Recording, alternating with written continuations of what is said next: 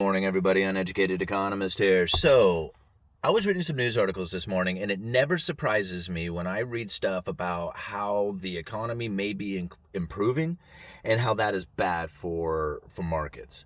It just, in this topsy-turvy world of low interest rates or negative interest rates or wherever the hell inflation really is, when you read articles talking about how the Federal Reserve may be raising interest rates come, who knows, 2021 or wherever it comes, and how markets are not going to be in favor of this move. Like, in my mind, I'm thinking, okay, wait a minute. If the Federal Reserve is raising interest rates come 2021, that means they see the economy improving, that they see money velocity taking place, that they see inflation running hot for 2% on an average long term, however they figure out the inflation nowadays, because we really don't know. And if you were to argue inflation right now, there's plenty of inflation to be argued around that. I even showed a pack of peanuts the other day on my community channel here, or the community page of this channel, where I bought a pack of peanuts for $1. I realized later that when I looked at the receipt that the packet of peanuts, although it said $1 on there, it was actually discounted to 79 cents. So really it was an 80-cent pack of peanuts, but I got 16 peanuts out of it. It was a peanut M&M, sorry. I got 16 of them for $1, which was actually 79 cents after I looked at the receipt. And I thought to myself, man, for $1, when I was a kid, I remember you could get 3 candy bars for $1. And now 16 M&Ms cost me 80 cents. That's inflation. Even if they were to keep the price at 50 cents, the packaging gets smaller and smaller and smaller. See, pretty soon it'll be $1 for 1 M&M if it keeps going at this. Or maybe you'll get a deal and you'll get 8 M&Ms for $1. So those are the type of things that are taking place right now that really prove inflation, to me anyway. I'm looking at a half gallon of ice cream, and it says new larger size. And I said a half gallon of ice cream is a new larger size? That was the old size. That's what ice cream used to be in half gallons. Then they switched them down to whatever smaller size they are, kept the price the same, and then put them on sale and say, hey, look, you're getting a deal at this new larger size of half gallon. It was just like, that's the type of thing that's really showing inflation. Packaging size and getting smaller and keeping the prices the same. Doing more for less. So I'm reading these articles, and it's talking about how the Federal Reserve is possibly going to raise interest rates in 2021, and how this is going to hamper the economy or the markets, and how markets are not going to like this. And right now, the government's talking about just dumping hundreds of billions of dollars into stimulus package, and the markets love it, running up to their all-time high. Houses at all-time high. Hardly any availability out there. So right now, people are looking at it going, no, everything is awesome. Look at it. Look at the market. Look at the housing market. Everything is so rad. It's awesome. But if the Federal Reserve starts raising interest rates, well, all this awesomeness, it's going to go away. If the Federal Reserve doesn't participate in the mortgage-backed security purchases, there is not enough investors out there who are going to participate in it to keep these interest rates at the level that they are for mortgages. If you don't quite understand how the mortgage-backed security markets work, it's real simple. Your mortgage, your house loan, along with a lot of other people's, get jumbled up into a box. And that box is called a security, a mortgage-backed security. And those things are sold off to investors. And as you pay your mortgage off, those investors pay back the principal plus the interest that you pay. And the Federal Reserve is buying up a lot of those mortgage-backed securities right now.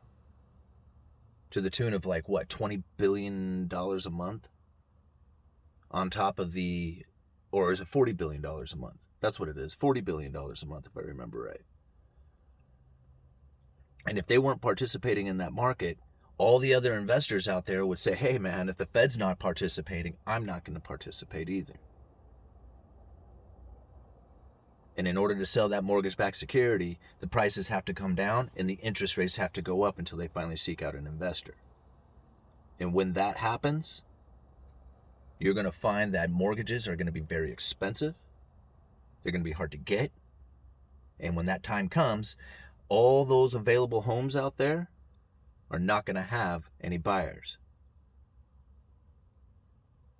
And there's going to start becoming a lot more available homes. And when the investors who buy homes realize that there is not this pool of buyers just willy-nilly just coming to the table at any turn of the gate, and all of a sudden there's not a pool of available buyers out there because the interest rates are rising and their credit's not right and their houses are too expensive, and they're going to start putting them on the market.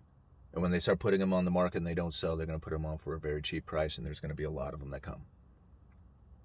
So it's imperative of the Federal Reserve to make sure that the interest rates stay low and that they continue to buy the mortgage-backed securities. And the moment they don't, the moment they say, hey, it looks like things are starting to do well, we're going to unwind, we're going to allow interest rates to rise, it almost crashes immediately. That's exactly what happened last time. So when they say, oh, we see it happening in 2021, well, then you can expect a recession in 2021. You can expect that they'll carry it on, they'll bridge it, they'll paper over, they'll just expedite the problem until 2021, and then we'll have a problem then. Because there is a predicament. There is going to be an event that occurs sometime in the future, and how far out that is, nobody knows, and how long the Federal Reserve can postpone that event is beyond me. They're coming up with ideas and tools and concepts that nobody ever even thought were even possible. 10, 15 years ago, if you were to tell people that there was going to be negative interest rates spanning across the globe going into corporate debt, they would have laughed you out the building. They would have said, not even possible, not going to happen, don't even consider it, and yet here we are.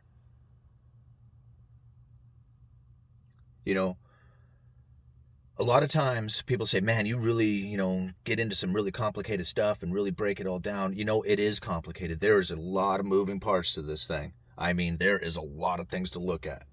And there is a lot of theory, and there is a lot of opinion that goes on out there. I've said it before, you got to believe half of what you see and none of what you hear.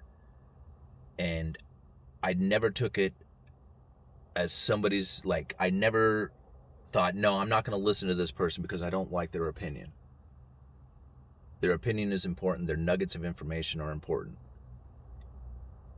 Sorry, I kind of went off there a little bit, guys, but these are the things that, when I wake up in the morning, it's, people put a lot of effort and time into their hobbies and side jobs and stuff like that.